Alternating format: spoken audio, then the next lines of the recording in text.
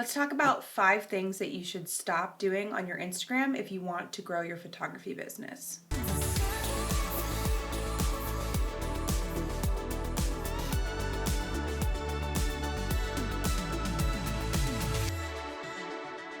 We just wanted to give you some advice based off of what we've seen other photographers do, mistakes that we've made at different points. Hopefully this will help you know what not to do if you want to grow your Instagram and ultimately grow your business. Hey guys, I just wanted to pause the current video real quick because you may have seen on Facebook or Instagram that we promised if we reached 1,000 subscribers within a few days, we would release a series of videos explaining how we make double exposure photos.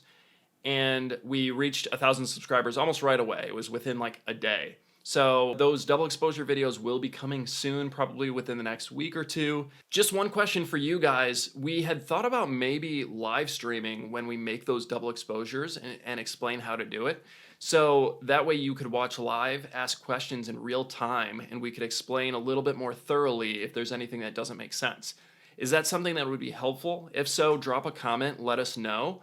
So we can decide if we're going to do that or just release videos and not live stream it. And if you're not already subscribed, make sure you do so you don't miss those videos when they come out. So the first thing that you should not do on Instagram that we have seen a lot of photographers do is buy followers or engagement for a bunch of different reasons.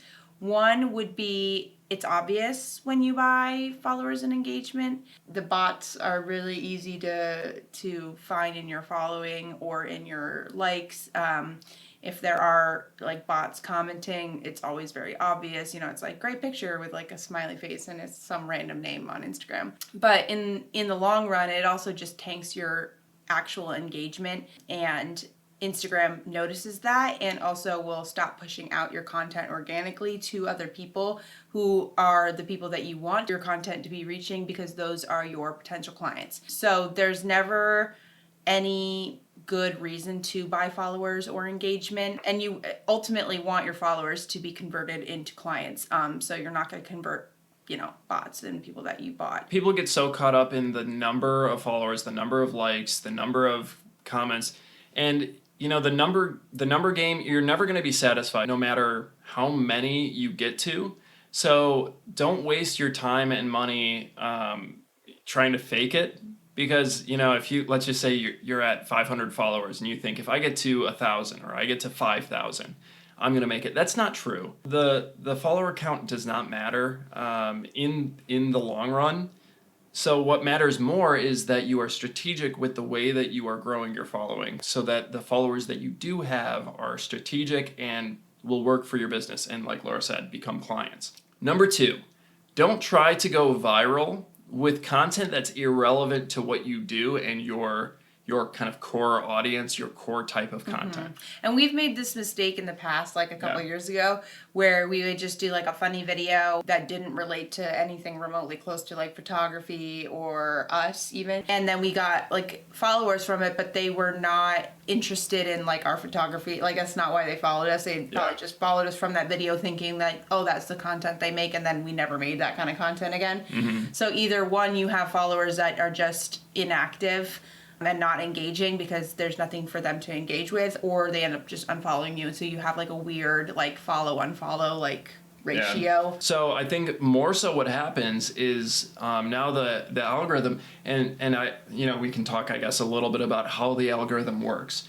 Every single social media, every platform, their goal is to keep people on their platform. So if you as a content creator, if you are keeping people engaged with your content, then they're staying on the platform longer. Mm-hmm. The platform can make more money in advertising, and so they're going to push your content to more people. If they see that your followers are not engaging with your content, they're going to stop showing your content to as many people, even the people who might engage with it. Mm-hmm. So by having all of these followers who followed you for something that has nothing to do with everything else that you post, those people aren't going to care about your like they're just going to keep scrolling when you post. It's kind of along the same lines honestly as like not buying followers, because either way you have an inactive follower essentially, like or a fake follower, so I mean it's great to go viral, it's just you want to go viral for something that has to do with your business. 3, and this is something that I recently did, but that I technically had an excuse for it because I was pregnant. But don't ghost your followers and your audience. So like for a while we were so busy with moving and me being pregnant and really sick that we weren't really posting consistently. And so essentially we were ghosting our audience for a little bit. Oops. And it's funny because you think being consistent doesn't really like do anything, and then you stop being consistent, you're like, oh.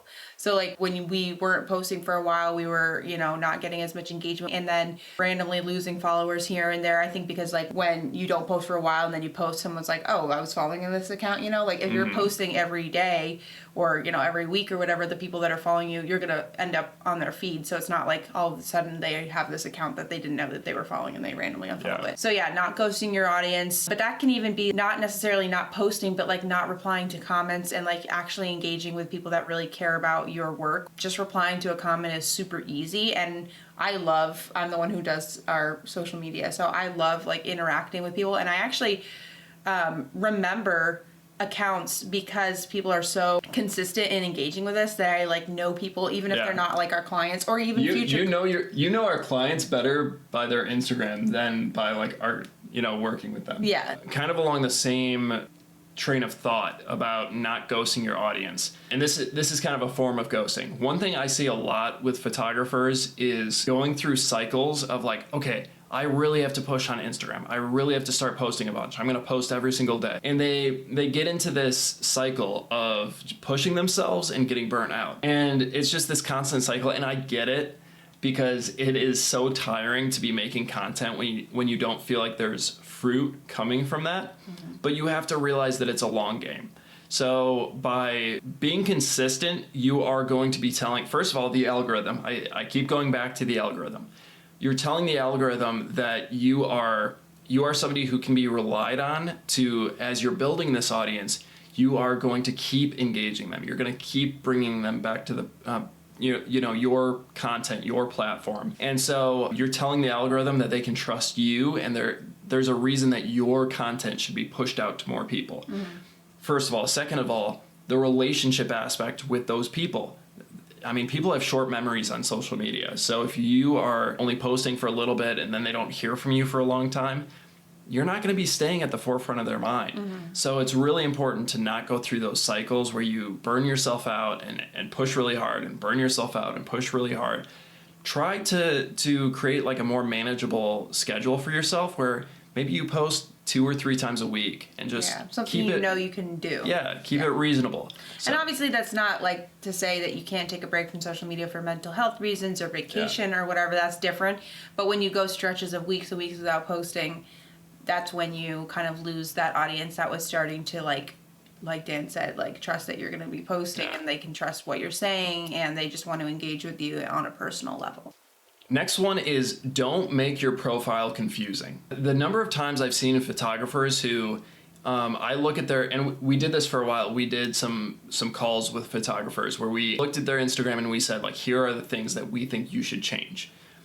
The number of photographers I saw whose Instagram accounts, when you first go to it. Yeah, we didn't know what they shot. Yeah, you don't know like, what do they shoot? Like, what is their specialty? How do you contact them? Do they have a website? Where are they located? Yeah, where are they located? Mm-hmm. Any information about them, like, what is their name? What's their first name? I think that it's just really important to look at your Instagram and just kind of take a step back, step into your client's shoes and look at your Instagram and say like, do I have all the information I need looking at this Instagram account? Am I going to be able to take the action to actually hire this person and work with them? Yeah. It's free advertising, so you want it to do the most for you.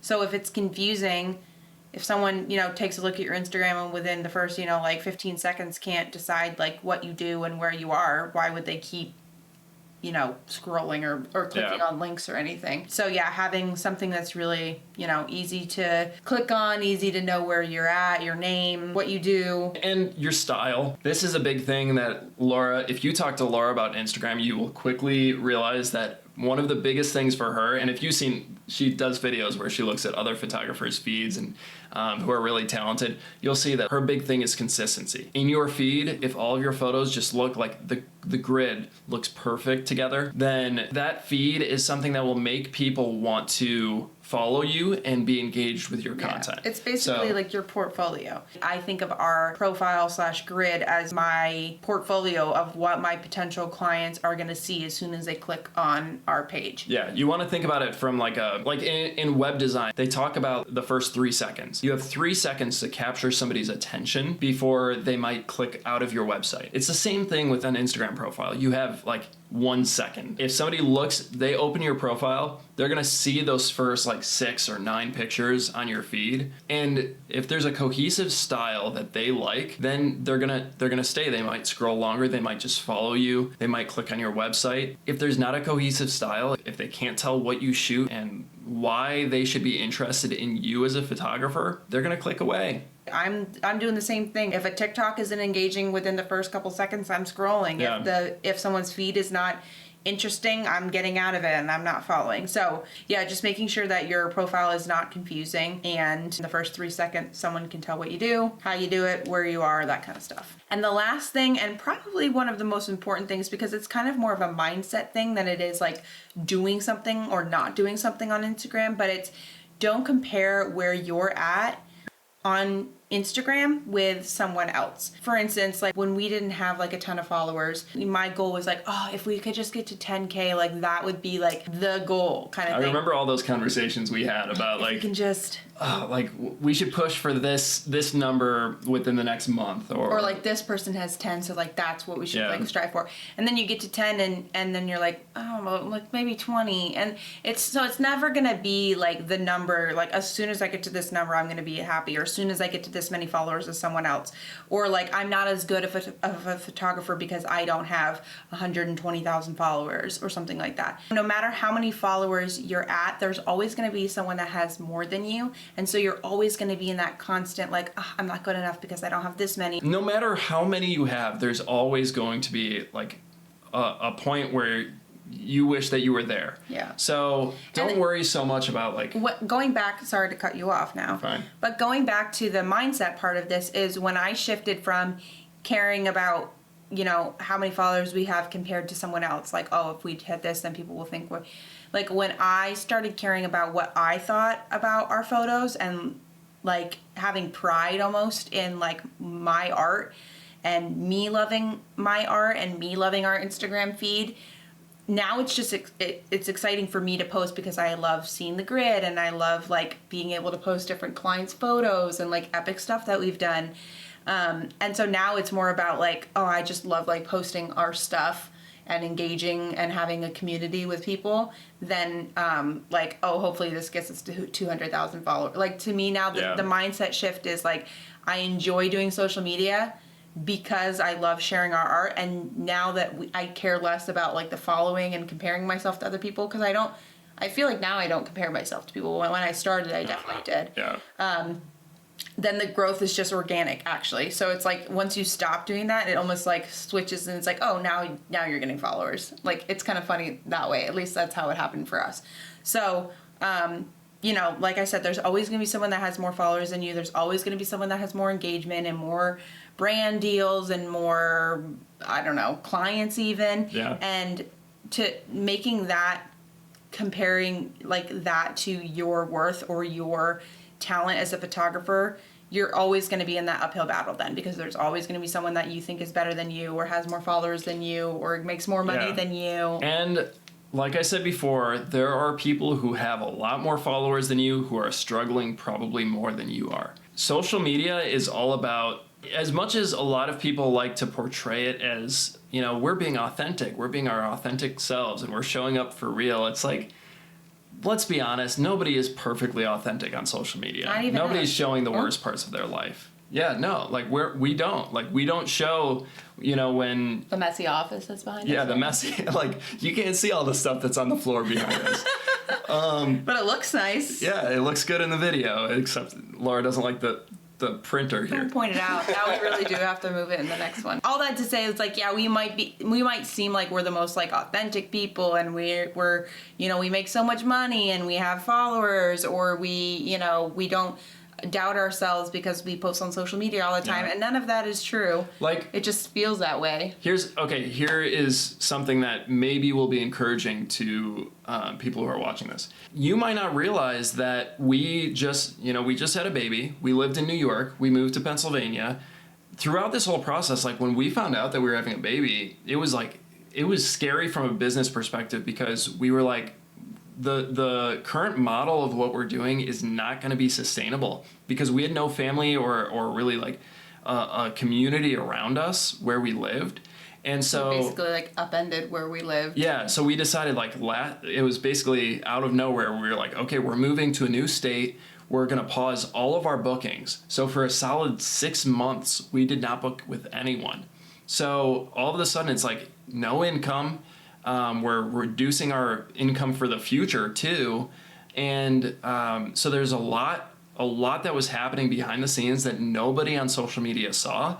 Yeah, it's not like we're saying like, hey, we're just not booking. Yeah, I got another job for a few months, which you wouldn't expect from people who have had a very successful business doing photography for years. Mm-hmm. But I got a job for a few months because we went through this crazy time where we just uprooted everything. Yeah, and I wasn't able to like work as much as I was in the past, because I was like, very pregnant and sick. And like, we do elopements, so it's like, I mean, I was hiking and doing elopements, 6-7 months pregnant. Mm-hmm. But like knowing that I couldn't do that 9 months pregnant / a couple weeks postpartum was interesting, because, we had to pause bookings, and that's a scary thing when we made that decision for us, but also for our baby, so that we could have, again, moving and not worrying about booking while we're moving, and moving to a place where we knew we would have a community with him. But we didn't really talk about that on social media, and we didn't really like, I mean, we posted that we were now booking again, but on social media, it's just like, it's like, oh, we're taking a break from booking, but in People reality, don't think about the ramifications. Right, in reality, it's like we took a pause from booking and moved, and he got a different job so that I didn't have to, work. And now we're back on schedule, and we're not ghosting you guys anymore. But all that to say. Yeah, I just wanted to share that, because you might see our follower count and you might think that just everything is perfect. So don't get into that comparison game. Focus on improving what you're doing, trying to just be authentic, be consistent, be pursuing your ideal client, not pursuing some vanity metric on social media. That's what I have to say. Anything else you want to add? Well, yeah, I was going to say, like some photographers don't use social media at all, and they're booked and busy. But if you're watching this, I would assume that you're watching it because you do want to use social media. So these are just things that we have learned over the years that we're still working on, obviously. Other than like buying followers, we're still working on most of these to like stick to. And but again, like using your social media, it's free advertising. So using your social media as this catalyst for finding your ideal clients finding you, and also just having that community. We've met so many amazing people because of social media. So, even just if you're wanting a community of other photographers or people that just love your work, that's what social media really should be used for. So if you guys have any questions about social media, Instagram, growing a photography business, whatever it might be, drop a comment and we will try to either answer it in the comments or make a video. If it's something that we need to talk about a lot more, we'll make a video about it. We're talkers, and we'll talk about it. So drop a comment, let us know. If you are not already, make sure you subscribe and have the notifications turned on. We'll see you in the next one. That's it. We will see you in the next video.